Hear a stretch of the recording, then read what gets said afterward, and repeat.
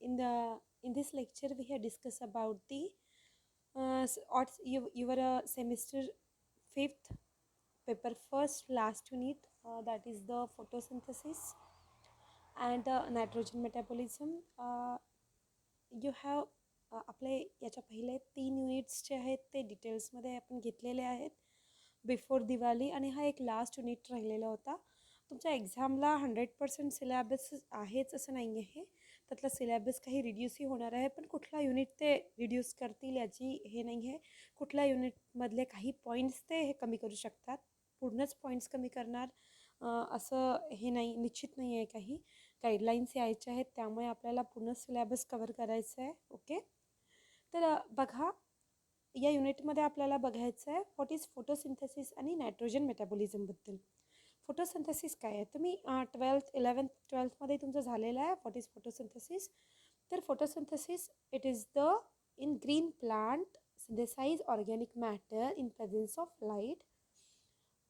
जे काही food material produce होतं ग्रीन प्लांटमध्ये इन प्रेझेन्स ऑफ लाईट, तर ते production of this food material, this process is known as the photosynthesis.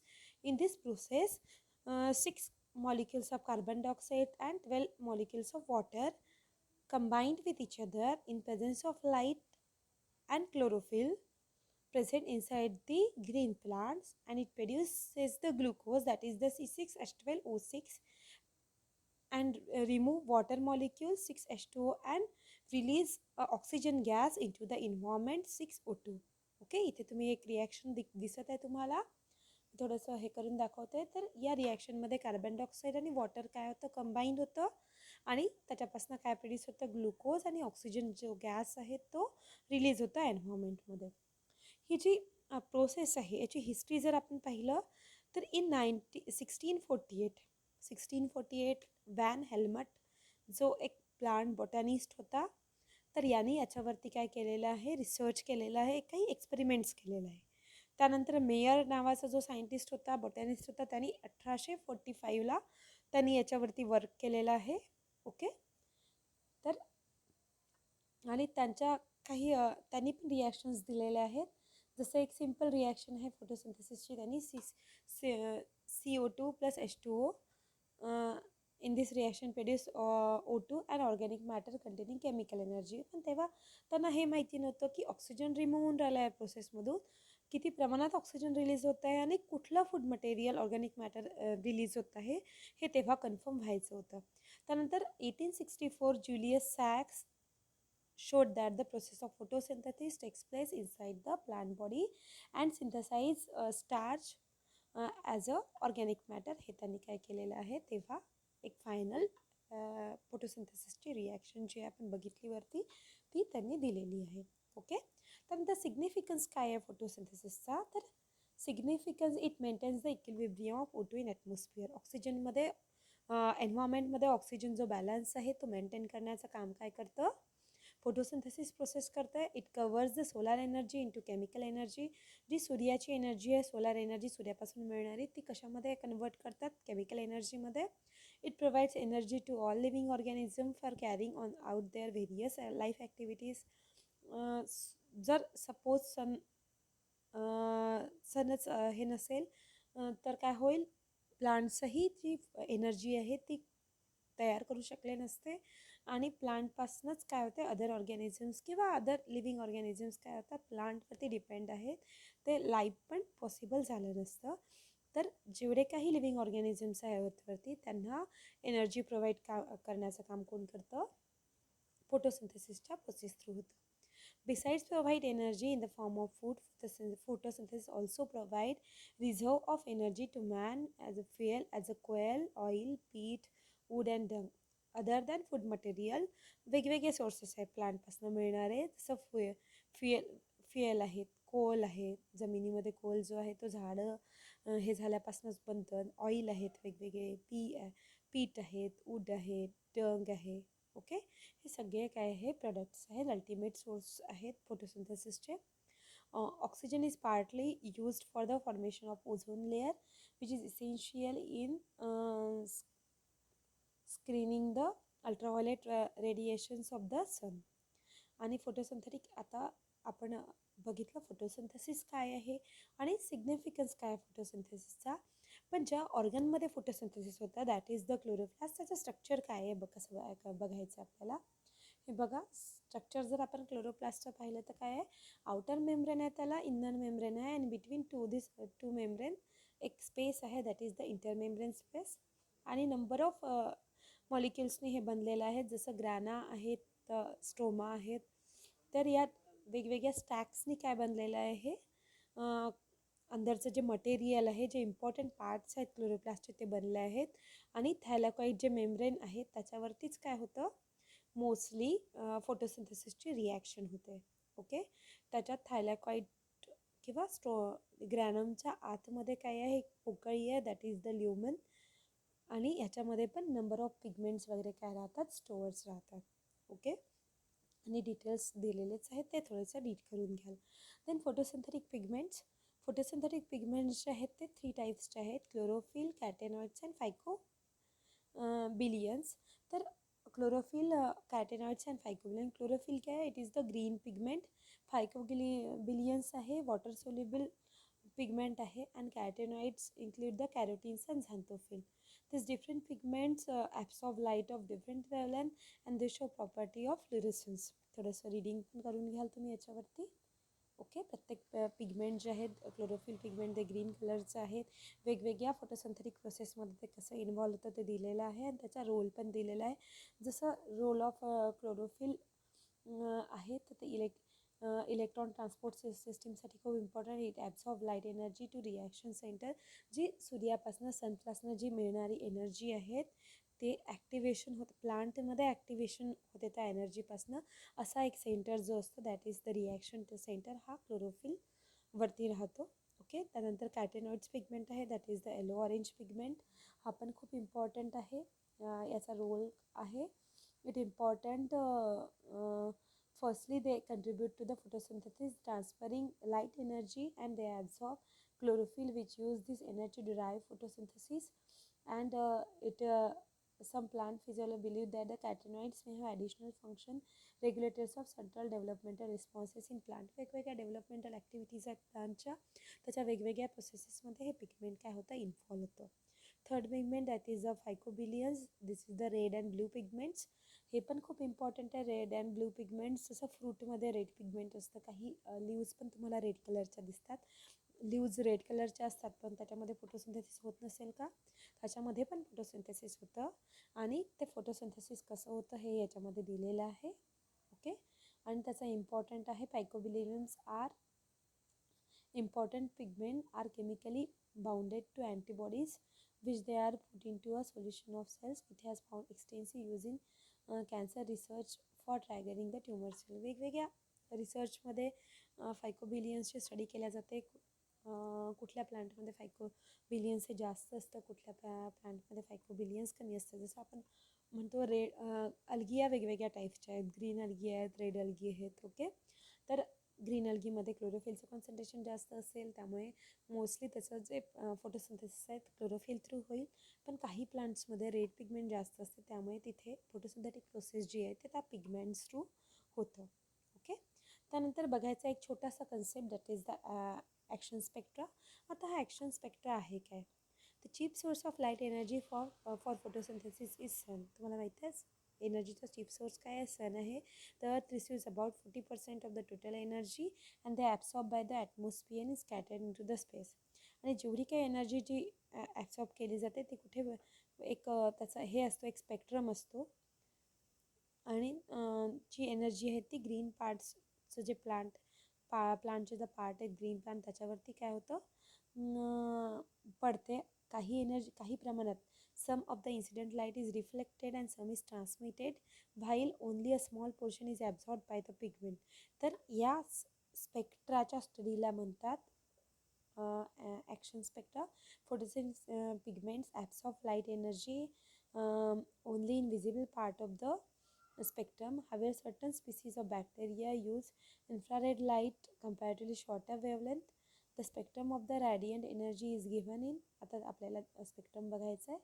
हे बघा, एक सूर्यापासून एक वेगवेगळ्या टाईप्सच्या एनर्जी आहेत, जसं एक्सरेज आहेत, अल्ट्राव्हायोलेट रेज आहे, कॉस्मिक रेज आहे, विजिबल आहे, रेड आहे, इलेक्ट्रिक आहे. ओके, पण जे ग्रीन लाईट आहे ते जे ग्रीन प्लांट्स आहेत ते काय करतात, ओन्ली विजिबल पार्टमधूनच काय करतात, एनर्जी ॲब्सॉर्ब करता येते.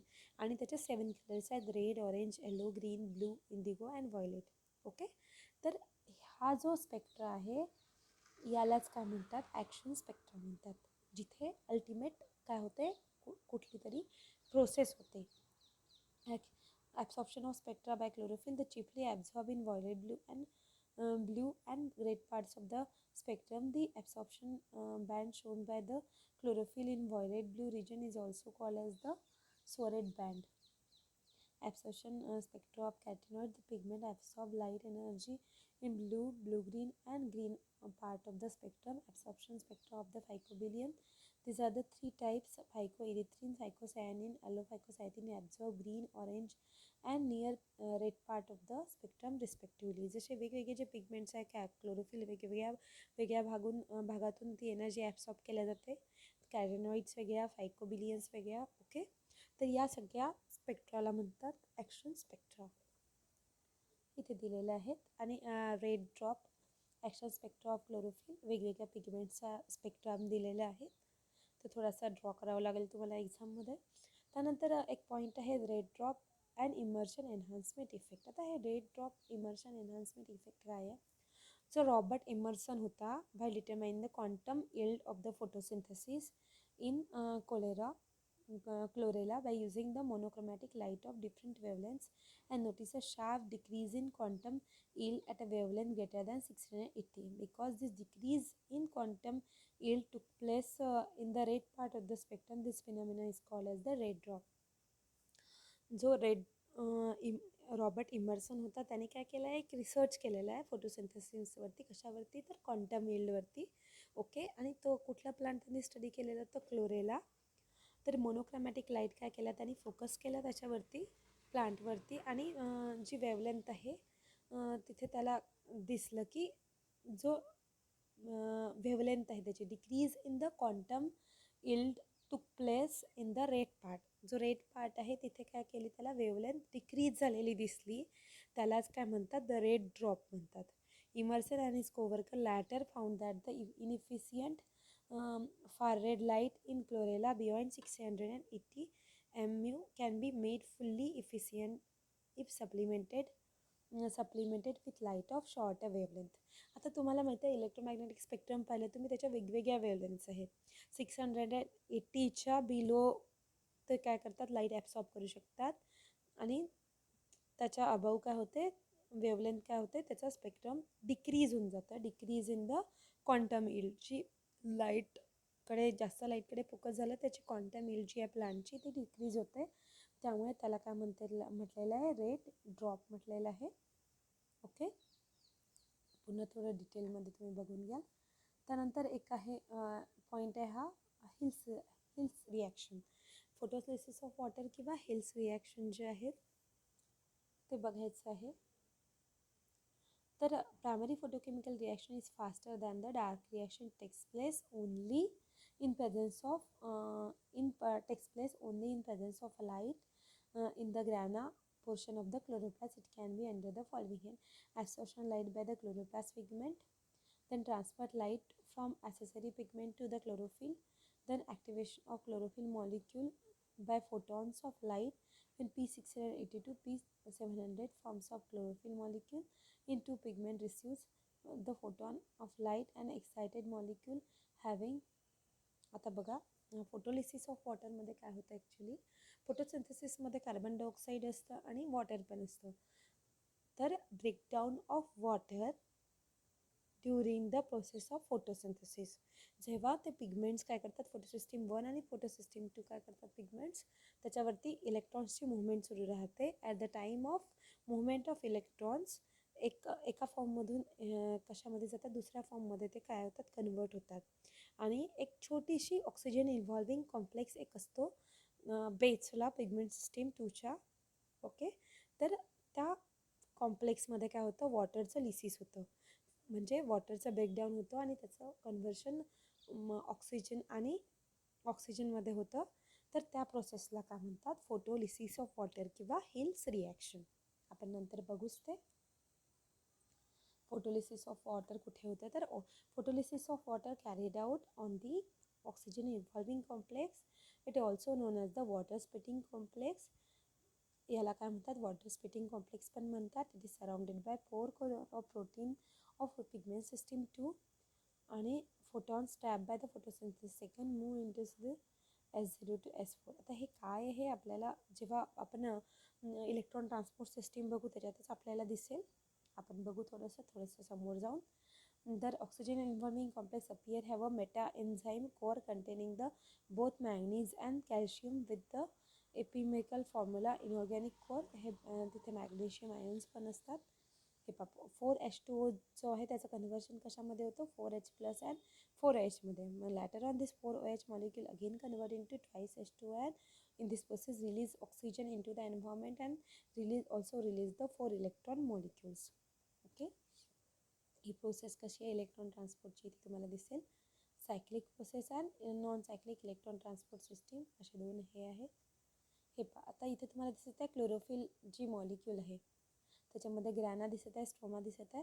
जे क्लोरोफिल पिगमेंट्स आहेत तुम्हाला ग्रीन कलरचे दिसत आहे ना, बॉल्स रखे, त्याच्यावर ते काय करतात, लाईट ट्रॅप करतात. एका साईडला एक कॉम्प्लेक्स असतो, that is the oxygen involving complex. तिथे काय होतं, फोटोलिसिस होतं वॉटरचं, water convert into O2 and H plus दिसत आहे तुम्हाला.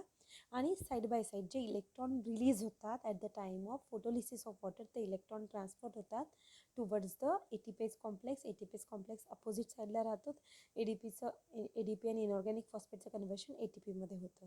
ओके, तर इथे ती रिॲक्शन जिथे होते ना ती आहे थायलॅकॉइड मेम्ब्रेन. तिथे actually photosynthesis photolysis of water होता. कॉम्प्लेक्स ग्रीन कलरचा दिसतो आहे तुम्हाला, ती पिगमेंट सिस्टीम 2 आहे. आणि त्याच्या बेसला एक ऑक्सिजन इन्व्हॉल्विंग कॉम्प्लेक्स आहे, वॉटर स्प्लिटिंग एन्झाईम असतं त्याच्यामध्ये. आणि हे काय करतं, वॉटर स्प्लिट करतं. आणि टोटल तुम्हाला सायक्लिक अँड नॉन सायक्लिक फोटोफॉस्फोरायलेशन पाहायचं असेल ती मेम्ब्रेनवरती पहा. तुम्हाला दिसतं आहे पिगमेंट सिस्टीम 2 आहे, पिगमेंट सिस्टीम 1 आहे.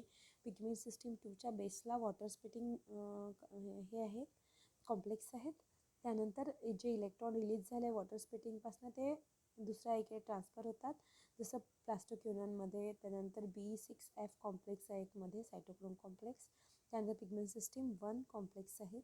अशा काय होतात, इलेक्ट्रॉन पास होतात आणि डायरेक्ट फायनली कुठे जातात, ते जे इलेक्ट्रॉन्स आहेत, इलेक्ट्रॉन्स म्हणजेच काय होतात, प्रोटॉन रिलीज होतात. हे प्रोटॉन जो आहेत ते प्रोटॉन मोटिव्ह फोर्स क्रिएट करतात. हा ATPase कॉम्प्लेक्स दिसतो आहे तुम्हाला इथे ऑरेंज आणि येलो कलरमध्ये. तर या ऑरेंज कलरचा आहे ATPase कॉम्प्लेक्स. इथे काय होतं, ATP प्रोड्यूस होतं. ATP काय आहे, एनर्जी करन्सी आहे प्लांटमधली. जसं आपण पैशाने व्यवहार करतो, तर आपले जे बॉडीचे सेल आहेत ते ATPनी व्यवहार करतात पूर्ण बॉडीमध्ये. तर याचं प्रोडक्शन जे होतं ते क्लोरोप्लास्टमध्ये पण होतं आणि मायटोकॉन्ड्रियामध्ये पण होतं.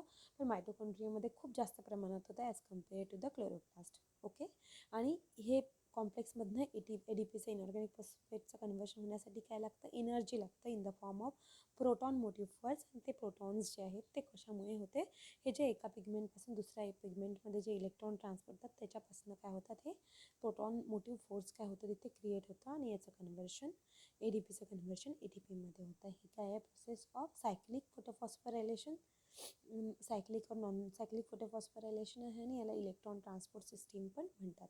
ओके, त्यानंतर सायक्लिक फोटोफॉस्फोरायलेशन, जे काही इलेक्ट्रॉन्स इथनं फोटोलिसिस ऑफ वॉटरपासून इलेक्ट्रॉन्स पिगमेंट सिस्टीम 2कडे चालले आहेत, पिगमेंट सिस्टीम कडून वरती पुन्हा सायटोक्रोम बीकडे, पिगमेंट सिस्टीम 1कडे, फ्लोरोडेन रिड्युसिंग सिस्टम FRS जात आहे. त्यानंतर NADP रिडक्टेस कॉम्प्लेक्सकडे जाते आणि पुन्हा जर रिटर्न इकडे इलेक्ट्रॉन्स पुन्हा रिटर्न येत नसेल, ओके, एक फायनली इथे ते इलेक्ट्रॉन्स थांबत असेल, ही प्रोसेस एकाकडून जात आहे पण पुन्हा ते इलेक्ट्रॉन्स बॅक वापस येत नाही आहेत, त्या प्रोसेसला म्हणतात non cyclic electron transport system. थोडंसं रीड करून घ्याल. आणि सायक्लिक प्रोसेस जी काय आहे त्याच्यामध्ये काय होतं, हे जे इलेक्ट्रॉन फ्लोरोडायझिंग रिड्युसिंग सबस्टन्सपासनं पिगमेंट सिस्टीम 700 पिगमेंट सिस्टीम 1पासून जे इलेक्ट्रॉन रिलीज झाले फ्लोरोडायझिंग रिड्युसिंग सिस्टम FESकडे, FESकडनं सायटोक्रोम बीकडे, सायटोक्रोम बीकडनं Fकडे, Fकडनं प्लास्टोसायनाइन PCकडे आणि PCकडनं पुन्हा इलेक्ट्रॉन्स बॅक येतात P700 पिगमेंट सिस्टीम 1कडे. ही काय आहे, एक सायक्लिक जर्नी पास करतात, मधून जातात इलेक्ट्रॉन्स. त्यामुळे याला काय म्हणतात, सायक्लिक फोटोफॉस्फोरायलेशन. ओके, दोन्हीचे डिफरन्स दिलेले आहे की सायक्लिक काय आहे, नॉन सायक्लिक काय आहे. सायक्लिकमध्ये असोसिएटेड विथ पिगमेंट सिस्टीम 1 आणि नॉन सायक्लिकमध्ये associated with pigment system 1 and 2. The electron expelled from the chlorophyll molecular cycle back, return येतात ते. आणि this electron expelled from the chlorophyll molecule are not cycle back. Its loss is compensated by electron coming from photolysis of water. Photolysis of water and evolution of O2 does not takes place. इथे photolysis पण होत नाही आणि O2चं evolution पण होत नाही. पण non सायक्लिकमध्ये वॉटरचं photolysis होतं आणि O2 पण प्रोड्यूस होतं. Phosphorylation takes place in 2 places. इकडे काय होतं, नॉन सायक्लिकमध्ये phosphorylation takes place at only 1 place. आणि NADP इज नॉट रिड्यूस्ड. याच्यामध्ये काय होतं, NADP आणि इज रिड्यूस टू NADPH2. कळलं तुम्हाला दोनमध्ये डिफरन्स काय आहे, सायक्लिक आणि नॉन सायक्लिकमध्ये. खूप फास्ट होत आहे, मलाही कळतं आहे, पण थोडंसं मी नोट्स खूप इझी पाठवली आहे, तुमच्या गुगल क्लासरूमवरती शेअर केलेली आहे. थोडंसं रीड केलं तर तुम्हाला बरोबर येऊन जाईल. हे मला नेक्स्ट सेमिस्टरचा पण सिलेबस स्टार्ट करायचा आहे तुमचा, त्यामुळे. त्यानंतर तुमचं आहे घ्यायचं आहे C3 सायकल. हे C3 सायकल थोडंसं हेच वाटेल, कॅल्व्हिन सायकल पण म्हणतात याला.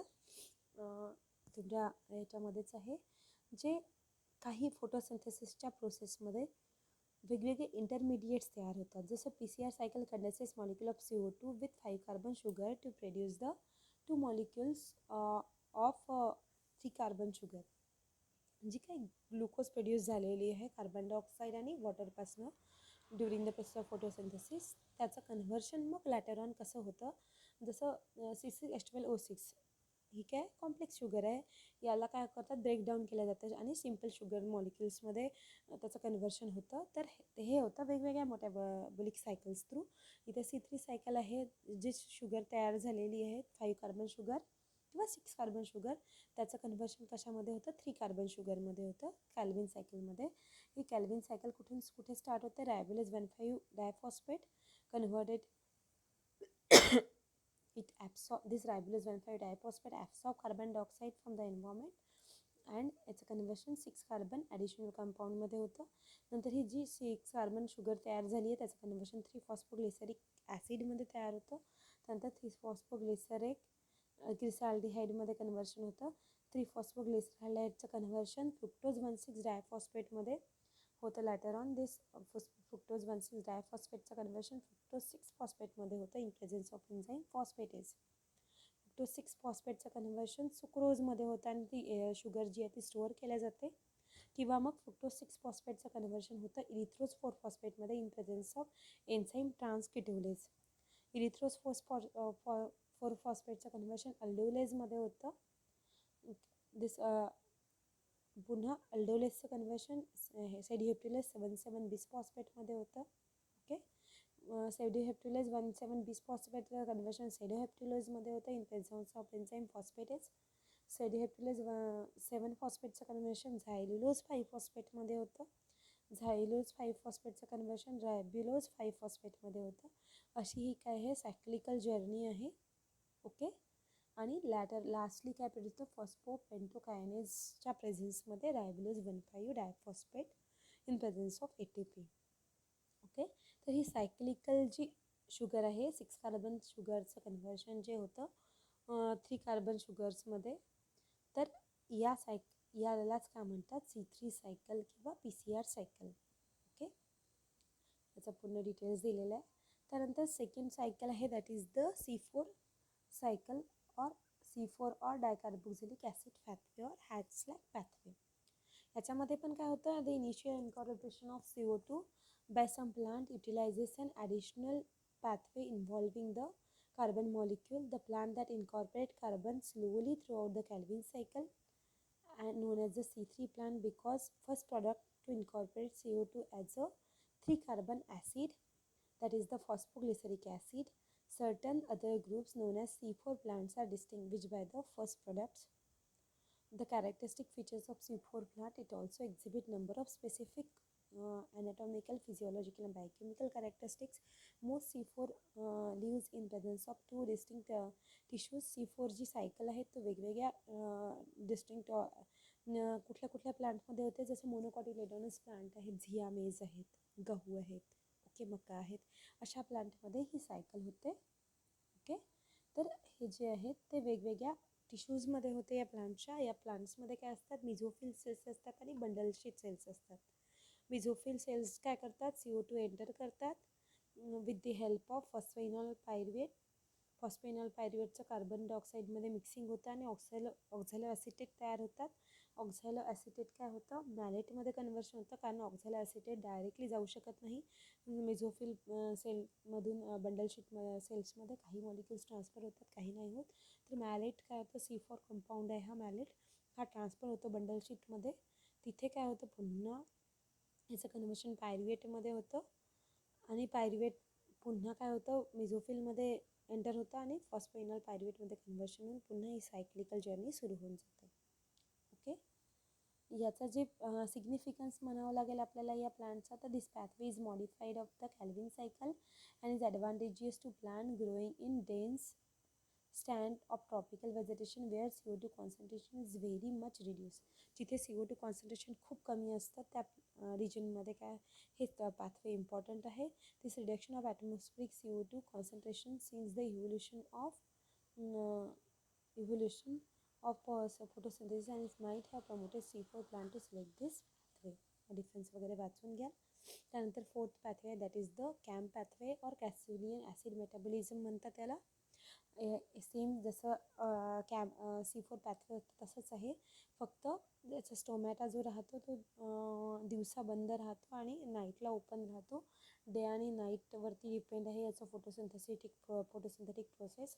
आणि त्याच्यामध्ये मग काही इंटरमिडिएट आहे ते वेगळ्या टाईपचे CO2 आहे, तो काय होतो, एंटर होतो मिडनाईटला.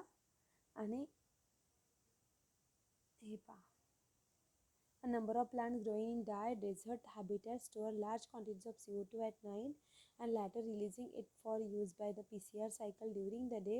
Another CO2 concentration mechanism in Crassulian acid metabolism, so named because it was originally studied most extensively in the family Crassulaceae. G Crassulaceae फॅमिलीमध्ये आहे त्याच्यामध्ये हा पाथवे आपल्याला पाहायला मिळतो, त्यामुळे याला Crassulian acid metabolism म्हणतात. आणि प्लांट काय असतात, लार्ज क्वांटिटीज CO2 ॲट नाईटला काय करतात, CO2 कॉन्सन्ट्रेशन हे खूप सारं CO2 हे ॲब्सॉर्ब करतात आणि दिवसा PCR सायकलसाठी ते काय करतात, ती एनर्जी यूज करतात.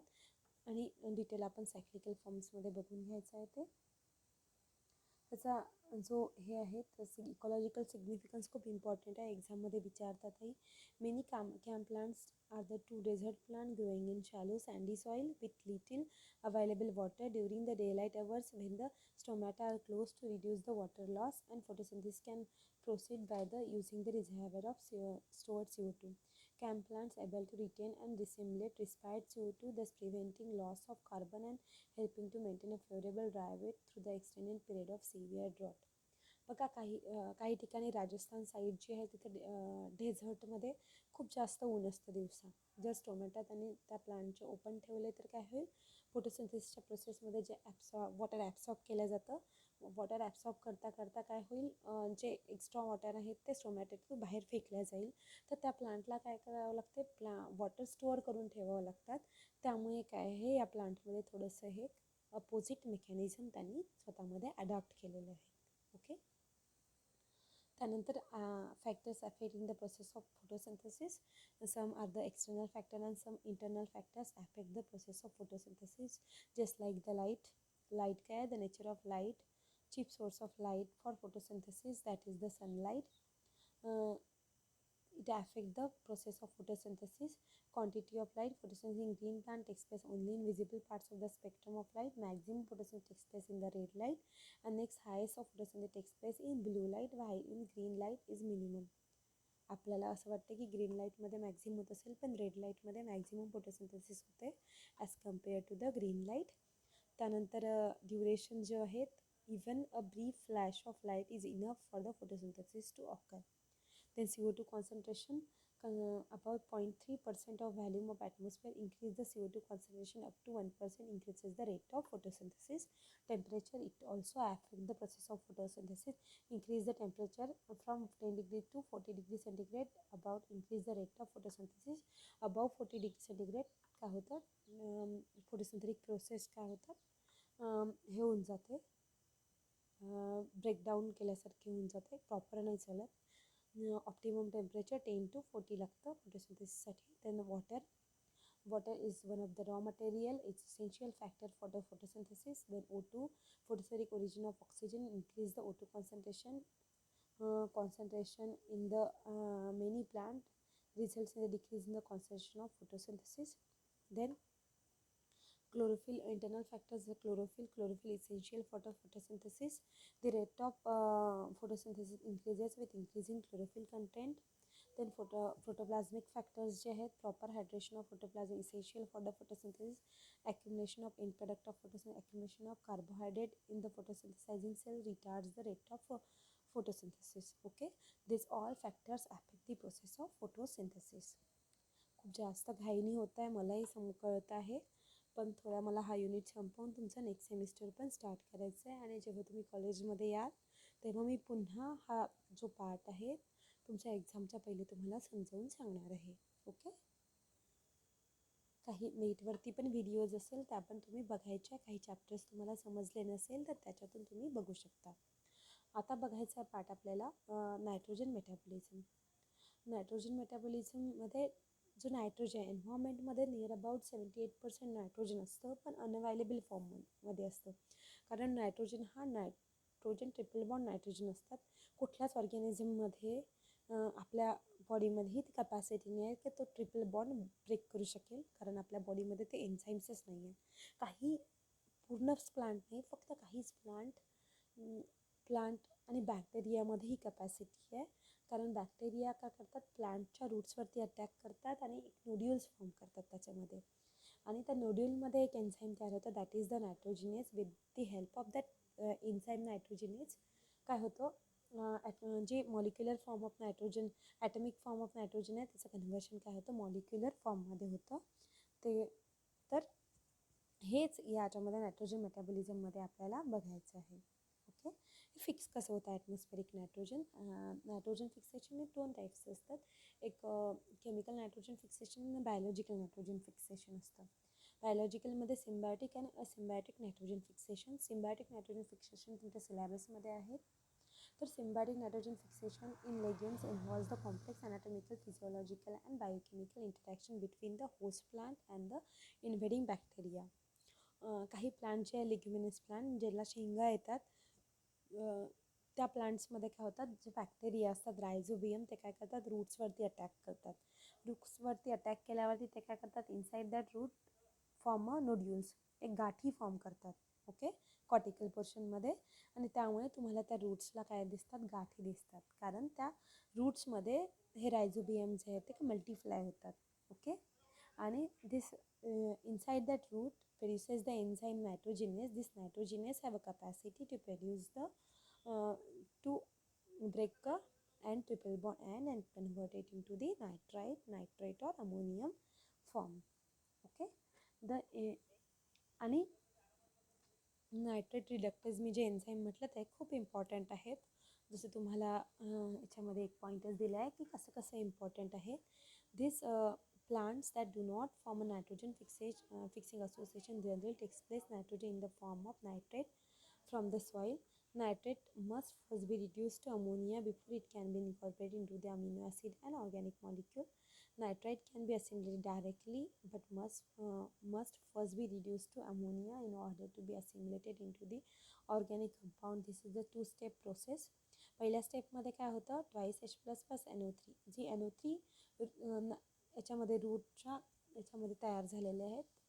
बायोलॉजिकल नायट्रोजन फिक्सेशनमध्ये काय होतं, NO3 मायनस तयार होतं, त्याचं कन्व्हर्शन नायट्रेटमध्ये होतं फर्स्टली. ओके, आणि पुन्हा या नायट्राईट रिडक्टेज जे एन्झाईम आहे याचं कन्व्हर्शन जे आहे नायट्रेटचं कन्व्हर्शन पुन्हा नायट्राईटमध्ये होतं.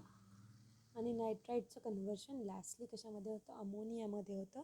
दिस नायट्राईट रिडक्टर is ubiquitous enzyme found in both prokaryotic and eukaryotic cell. It is highly regulated inducible enzyme. It play a very important role in nitrogen assimilation.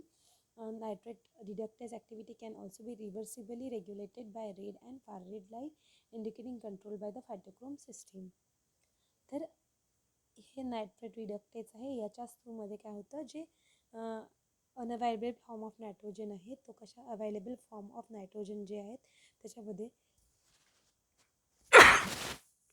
याचं काय होतं, कन्व्हर्शन होतं. ओके, हे काही याच्यात काही समजलं नसेल तरी नंतर मी समजावून सांगणारच आहे. खूप फास्ट घेतला मी हा युनिट. तर बघा, हे काही क्वेश्चन्स आहेत, हे तो एक्झामसाठी तुम्हाला प्रिपेअर करायचे. अशा टाईपचेच क्वेश्चन एक्झाममध्ये विचारल्या जातात. आणि इथेच आपला हा लास्ट युनिट मी थांबवते. हा युनिट मी ऑफलाईन टीचिंगसाठीच ठेवला होता, कारण हा ऑनलाईनमध्ये जेवढा समजायला पाहिजे तेवढा समजायला खूप कठीण जातो.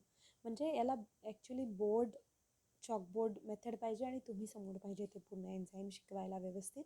तर हा असा पॉसिबल झाला नाही. जसं पॉसिबल झालं तसं हा शिकवण्यात आलेला आहे. ओके, तुम्हाला काही डिफिकल्टी असेल कोणालाही तर जेव्हा जेव्हा कॉलेजमध्ये याल तेव्हा तेव्हा माझ्याकडून ते सॉल्व करून घ्यायचं आहे. ओके, इथेच आपला सिलेबस संपलेला आहे. एक टर्मिनल तुम्ही टेस्ट दिलेलीच आहे, असाइनमेंट्स पण तुम्ही सबमिट केलेले आहे. एक टर्मिनल एक्झामचा पेपर मी तुमच्याकडे टाकते आहे. तो 5 तारखेपर्यंत तुम्हाला कॉलेजमध्ये सबमिट करायचं आहे आणून. ओके, ठीक. आणि ज्यांना पॉसिबल होत नसेल त्यांनी PDF मला सेंड करून द्यायची पेपर लिहून. आणि जेव्हाही तुमचा पेपर तुम्हाला पॉसिबल आहे तेव्हा कॉलेजमध्ये येऊन तुम्ही सबमिट करायचं आहे. ओके, स्टॉप करते मी इथेच.